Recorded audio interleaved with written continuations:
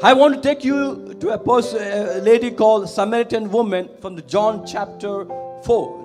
യോഹന്നാന്റെ സുവിശേഷം 4-ാം അധ്യായത്തിലുള്ള ശമരിയക്കാരി സ്ത്രീയെ പറ്റി നിങ്ങളോട് പറയുവാൻ ഞാൻ ആഗ്രഹിക്കുന്നു. We find that Jesus needed to go through Samaria. യേശു ശമര്യയിലേക്ക് ചെന്നപ്പോൾ he wanted to go. He needed to go to Samaria. യേശു ശമര്യയിലേക്ക് പോകുവാൻ ആഗ്രഹിച്ചിരുന്നു. So what he did, എന്താണ് യേശു ചെയ്തത്? He sent all his disciples to buy food. തന്റെ ശിഷ്യന്മാരെ മുഴുവനും ആഹാരം മേടിക്കുവാൻ യേശു പറഞ്ഞു വിട്ടു. To get food for Jesus, യേശുവിന് വേണ്ടി ആഹാരം മേടിക്കുവാൻ അവർ പോയി. It's not required all the 12 have to go to bring food. എല്ലാ ശിഷ്യന്മാരും അതിനു വേണ്ടി പോകേണ്ട ആവശ്യമില്ല. But he sent everybody.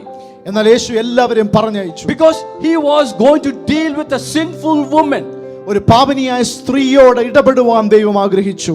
In Matthew 18:15 verse, മത്തായിയുടെ സുവിശേഷം 18-ാം അധ്യായം 15-ാം വാക്യം, when a person does crime, ഒരു വ്യക്തി തെറ്റ് ചെയ്യുമ്പോൾ, he is called separately. ഒരാൾ ഒരു തെറ്റ് ചെയ്യുമ്പോൾ അവനെ പുറത്തേക്ക് സെപ്പറേറ്റ് ആയിട്ട് വിളിച്ചുകൊണ്ട് പോകുന്നു. Then he rebukes him. അവനെ വഴക്ക് പറയുന്നു. Then he corrects him. അവനെ കറക്റ്റ് ചെയ്യുന്നു. So we find that Jesus wants to interact this lady. നമ്മൾ അതുപോലെ തന്നെ യേശു ആ പാപിനിയായ സ്ത്രീയോട് വ്യക്തിപരമായി ഡീൽ ചെയ്യാൻ ആഗ്രഹിച്ചു. Yes.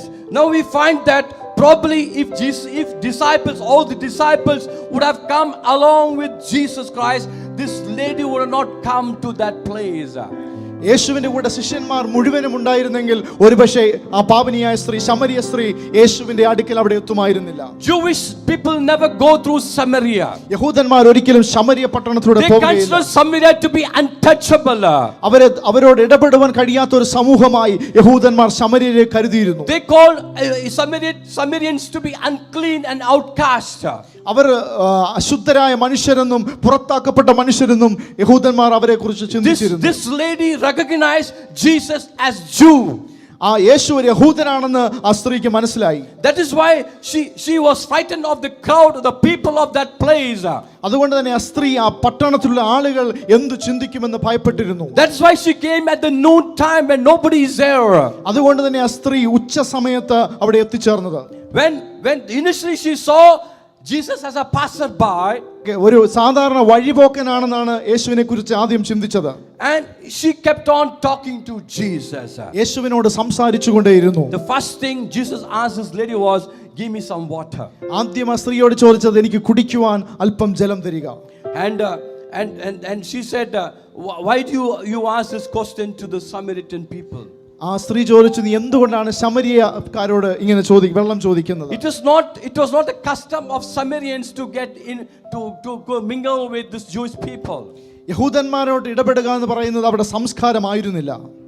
And Jesus will tell to this lady, യേശു ആ സ്ത്രീയോട് പറഞ്ഞു, if you knew who I am, ഞാൻ ആരാണെന്ന് നീ അറിഞ്ഞിരുന്നെങ്കിൽ, you will ask the water from me. നീ എന്നിൽ നിന്ന് ജീവജലത്തിനു വേണ്ടി ചോദിക്കുമായിരുന്നു. Yes, sir. So Jesus said, okay. Then she said, I need that water. അപ്പോൾ ആ സ്ത്രീ പറഞ്ഞു, എനിക്ക് ആ വെള്ളം വേണം. Then Jesus said, okay, I will give you. First you call your husband. ആദ്യം നീ നിന്റെ ഭർത്താവിനെ വിളിച്ചു കൊണ്ടുവരിക എന്ന് സ്ത്രീയോട് യേശു പറഞ്ഞു. Jesus wants her to disclose the relationship what she has presently. ആ സ്ത്രീയുടെ ആ സമയത്തുള്ള ബന്ധങ്ങളെ കുറിച്ച് അവൾ വെളിപ്പെടുത്തണമെന്ന് യേശു ആഗ്രഹിച്ചിരുന്നു. Then she will tell, I don't have an husband. എന്നാൽ ആ സ്ത്രീ പറഞ്ഞത്, എനിക്ക് ഇപ്പോൾ ഭർത്താവില്ല എന്നാണ്. Then Jesus said, it's true, you are telling the truth. You had 5 relationships. Presently you have wrong relationship again.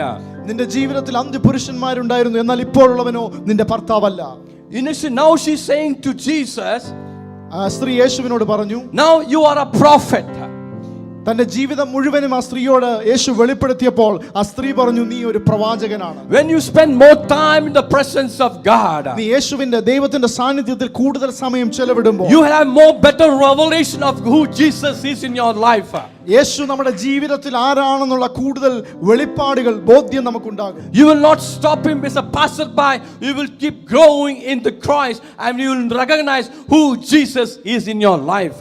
യേശുവിന്റെ സാന്നിധ്യത്തിൽ നമ്മൾ ആയിരിക്കുമ്പോൾ യേശു ആരാണെന്ന് നമ്മൾ കൂടുതൽ മനസ്സിലാക്കും. We are in the 21st verse. It reads, 4-ാം അധ്യായത്തിന്റെ 21-ാം വാക്യത്തിൽ നമ്മൾ വായിക്കുന്നു, and he will tell that this well this well belongs to my forefathers. ഈ കിണർ എൻ്റെ പിതാക്കന്മാർക്കുള്ളതായിരുന്നു. Then he said, I am before this Abraham. He says, before Jacob. Before Jacob was, I am, he will claim. യേശു പറഞ്ഞു, യാക്കോബിന് മുമ്പേ ഞാൻ ഉണ്ടായിരുന്നു. He said, the true worshipper will worship God in spirit and the truth. സത്യ നമസ്കാരി ആത്മാവിലും സത്യത്തിലും ദൈവത്തെ ആരാധിക്കുന്നു. And this lady will tell on revelation. ആ സ്ത്രീ ഒരു വെളിപ്പാട് നമ്മളോട് പറയുന്നു. If you have to worship God in spirit and truth, നീ ദൈവത്തെ ആത്മാവിലും സത്യത്തിലും ആരാധിക്കണമെങ്കിൽ any part of the world, ഏത് ലോകത്തിന്റെ ഏത് ഭാഗത്താണെങ്കിലും, then Messiah has to come and teach you. അത് മെസ്സിഹ വന്ന് നിങ്ങൾക്ക് കാണിച്ചു തരണം, നിങ്ങൾക്ക് വെളിപ്പെടുത്തി തരണം. Hallelujah. And Jesus will tell that lady, അപ്പോൾ യേശു പ്രതികരിച്ചു, we worship God, നമ്മൾ ദൈവത്തെ ആരാധിക്കുന്നത് whom we know. നമ്മൾ അറിയുന്ന ദൈവത്തെയാണ് നമ്മൾ ആരാധിക്കുന്നത്. But you guys worship God, എന്നാൽ നിങ്ങൾ ആരാധിക്കുന്നത് whom you don't know. നിങ്ങൾ അറിയാത്ത ദൈവത്തെയാണ് നിങ്ങൾ There are ആരാധിക്കുന്നത്. two kinds of worship in this world now. രണ്ട് തരത്തിലുള്ള ആരാധനയും ഈ ലോകത്തുണ്ട്. We worship God whom you know. നമ്മൾ അറിയുന്ന ദൈവത്തെയാണ് നമ്മൾ ആരാധിക്കുന്നത്. Others worship God whom they don't know. എന്നാൽ അറിയാത്ത ദൈവത്തെ ആരാധിച്ചു കൊണ്ടിരിക്കുന്ന It's a ചിലരുണ്ട്. privilege and honor that we worship whom we know. അറിയുന്ന ദൈവത്തെ ആരാധിക്കാൻ കിട്ടുന്നത് നമ്മുടെ ജീവിതത്തിൽ ഒരു ഭാഗ്യമാണ്. This lady, when she entered this Samaria, ആ സ്ത്രീ ശമരിയയിൽ പ്രവേശിച്ചപ്പോൾ, പട്ടണത്തിലേക്ക് ചെന്നപ്പോൾ, she knocked at this lady's heart. യേശു ആ പട്ടണത്തിലേക്ക് ചെന്നപ്പോൾ ആ സ്ത്രീയുടെ ഹൃദയത്തിന്റെ വാതിൽക്കൽ യേശു മുട്ടി.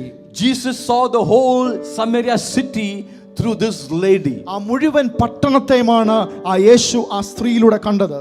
And Jesus, we find that she was told to call only a present husband to get this living water. യേശു അവളോട് പറഞ്ഞു, നിനക്ക് ഈ ജീവജലത്തിന്റെ നദി വേണം, ഈ വെള്ളം വേണമെങ്കിൽ നിന്റെ ഭർത്താവിനെ വിളിച്ചുകൊണ്ട് വരിക എന്ന് മാത്രമാണ്. Only one man with whom you are staying.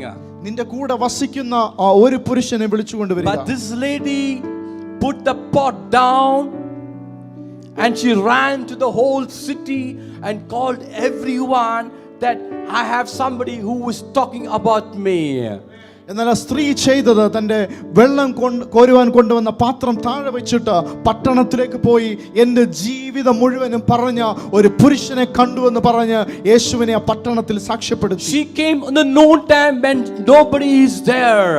അവൾ വന്നത് ആരുമില്ലാതിരുന്ന ഒരു ഉച്ച സമയത്താണ്. Now she's proclaiming that not about Christ, but saying there's a Messiah who has come.